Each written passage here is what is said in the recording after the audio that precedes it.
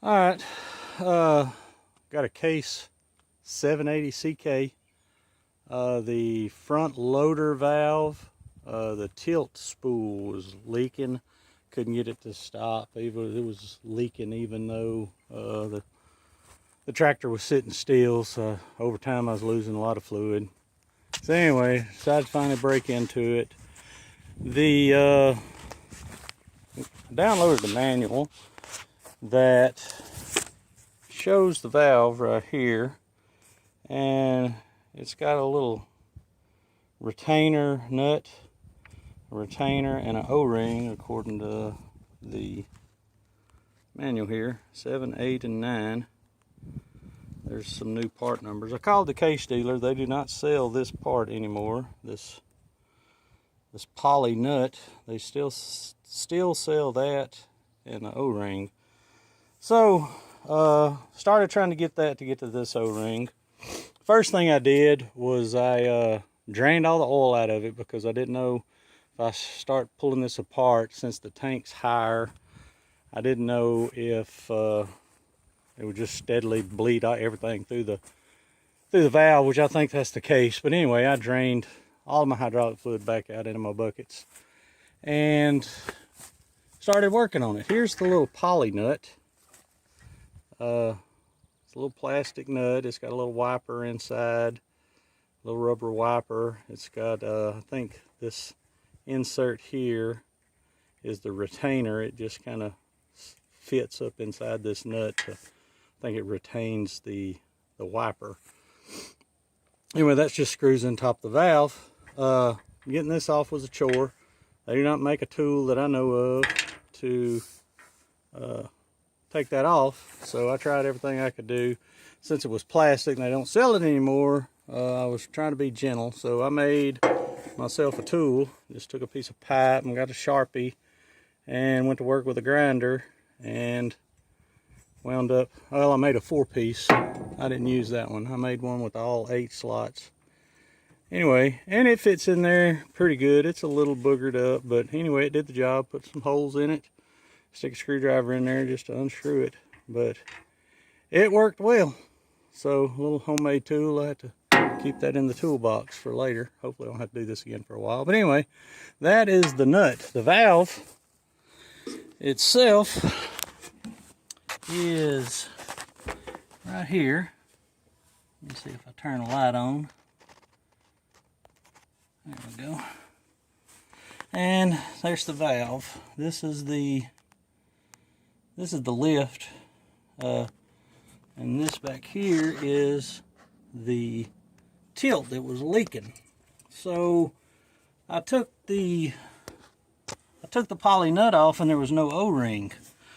The poly nut screws down right here. Then it's a flat machine finish. So I said, well, the O-ring's got to be inside, and sure enough, there's a little slot right here that the O-ring goes in. So I had to take the spool valve out to get to that.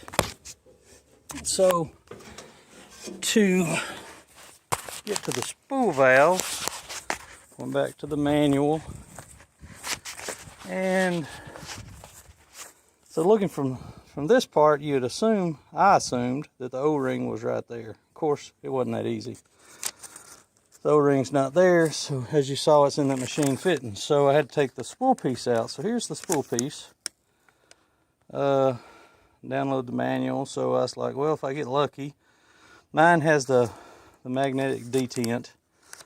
So I got a strap wrench right here. I took the strap wrench and a long extension here, half inch drive to 3/8. I had to have a long extension to get it to wind up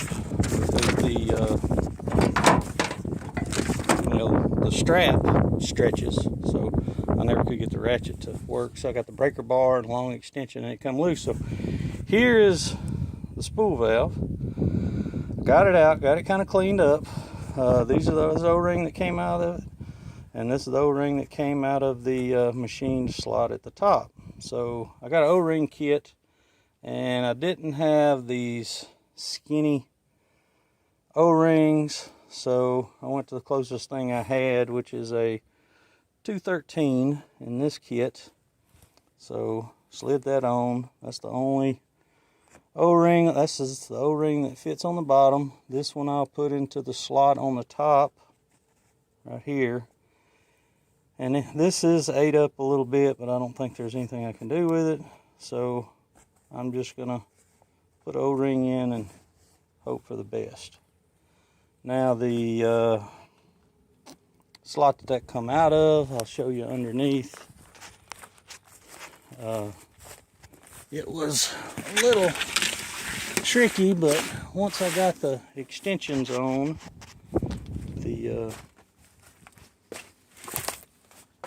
got those long extensions on that breaker bar, I was able to stick that thing in there. And that's the lift solenoid there, magnetic D10, it's still in there. And there's the slot for the tilt. That's the one that I had leaking, so I pulled it all the way out. Figured I'd change all the O-rings in it. Now the trick is going to be trying to stick all of this back in without getting garbage all in it. So I am going to clean a little bit. As you can see, it's steadily making a mess. So I'm glad I did drain the oil, because I think it would have just kept pouring. So that's where I'm at. I debated about taking the whole valve out, but it has multiple large fittings on it, and I figured I would create more of a mess than I wanted. So I am opting to just do this one job here, and hopefully